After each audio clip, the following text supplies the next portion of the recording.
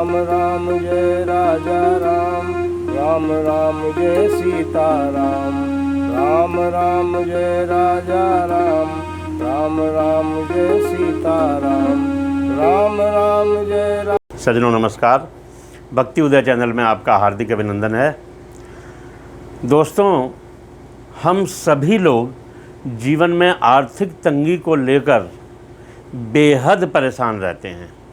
धन प्राप्ति के लिए हर संभव श्रेष्ठ उपाय करना चाहते हैं। तो आइए धन प्राप्ति कराने वाले कनकधारा स्तोत्र के विषय में आज बात करते हैं। दोस्तों, हम ये चर्चा आगे बढ़ाएं इससे पहले आपसे आग्रह है कि वीडियो को पूरा देखें ताकि इस संबंध में कोई जानकारी आपसे रह न जाए।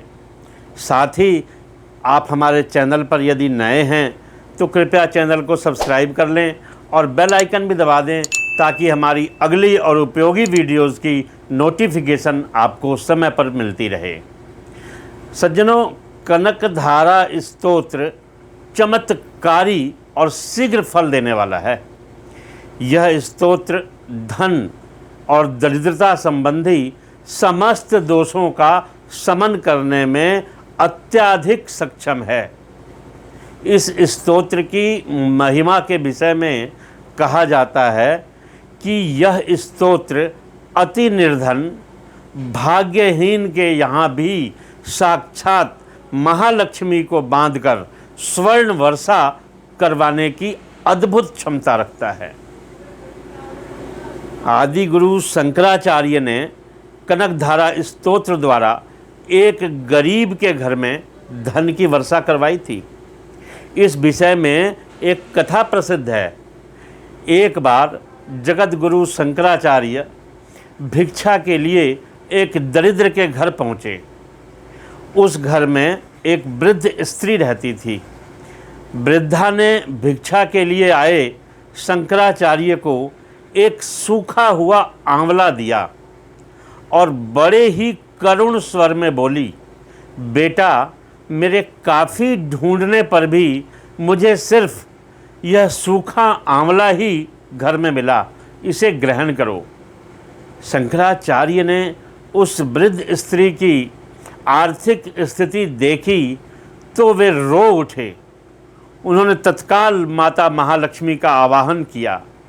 आवाहन करने पर माता महालक्ष्मी प्रकट हुईं और कहा, शंकर, मैं इस स्त्री की दरिद्रता दूर नहीं कर सकती। इसके भाग्य में धन ही नहीं है, इसके कर्म ही इसकी दरिद्रता का कारण हैं। यह कहकर माता महालक्ष्मी तो अंतर्ध्यान हो गई, लेकिन आदि गुरु शंकराचार्य उस वृद्धा की गरीबी दूर करने के लिए अपने अंतर मन में संकल्पबद्ध थे। उन्होंने तुरंत भाव विह्वल होकर कनकधारा स्तोत्र का पाठ करना आरंभ कर दिया। कनकधारा स्तोत्र का पाठ करते करते शंकराचार्य जी के आंसू किसी झरने की तरह बहने लगे। जैसे ही स्तोत्र खत्म हुआ, तुरंत उस वृद्धा के घर में स्वर्ण वर्षा होने लगी।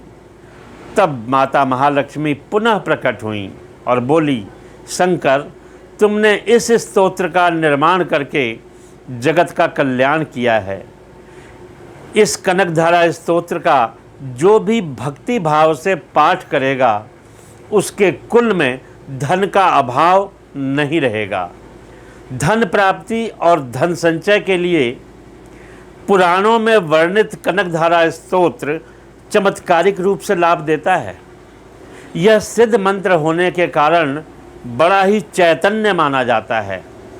माँ लक्ष्मी की प्रसन्नता और अपार धन संपदा के लिए कनकधारा स्तोत्र बड़ा ही प्रभावशाली और अति शीघ्र फलदायी है। आइए अब हम बात करते हैं कि इसका पाठ कैसे करना है। सज्जनों, कनकधारा स्तोत्र का पाठ करना बड़ा आसान है। सबसे पहले तो आपको किसी दिन अच्छे मुहूर्त में कनकधारा यंत्र और कनकधारा स्तोत्र की जो पुस्तक है वो अपने घर लेकर आनी है। कनकधारा यंत्र ले आएं और कनकधारा स्तोत्र की पुस्तक ले आएं। अब नियमित रूप से रोज़ सुबह के समय स्नान आदि करने के बाद अपने पूजा स्थल में एक लाल या पीले वस्त्र पर कनकधारा को स्थापित करके श्रद्धापूर्वक धूप दीप जलाकर कनकधारा स्तोत्र का पाठ करना है। कनकधारा पाठ पूर्ण हो जाने के बाद माता लक्ष्मी से अपने मनोकामना पूर्ति की प्रार्थना करनी है। यदि सज्जनों आपको सुबह के समय कनकधारा पाठ करने का समय नहीं मिलता है तो चिंता की कोई बात नहीं। बिल्कुल इसी प्रकार आप शाम के समय कनकधारा स्तोत्र का पाठ कर सकते हैं और अपनी जो दरिद्रता है या भाग्यहीनता है या गरीबी है या धन का अभाव है उसको समाप्त कर सकते हैं। तो सज्जनों आइए इस कनकधारा स्तोत्र का पाठ हम आने वाली नवरात्रि से आरंभ करते हैं। ये पाठ या तो नवरात्रि में आरंभ करें। 4 नवरात्रियाँ होती हैं, सर्दियाँ नवरात्रि, चैत नवरात्रि और 2 गुप्त नवरात्रि होती हैं। अगर आपके पास नवरात्रि तक रुकने का समय नहीं है तो किसी भी महीने के शुक्ल पक्ष के मंगलवार या शुक्रवार से आप कनकधारा स्तोत्र का पाठ आरंभ कर सकते हैं। अभी दोस्तों 26 सितंबर से शरदीय नवरात्र आरंभ हो रहे हैं।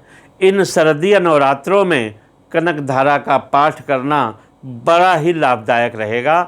तो आइए हम सभी इस नवरात्र में कनकधारा स्तोत्र का पाठ करके अपनी भाग्यहीनता को कम करते हैं।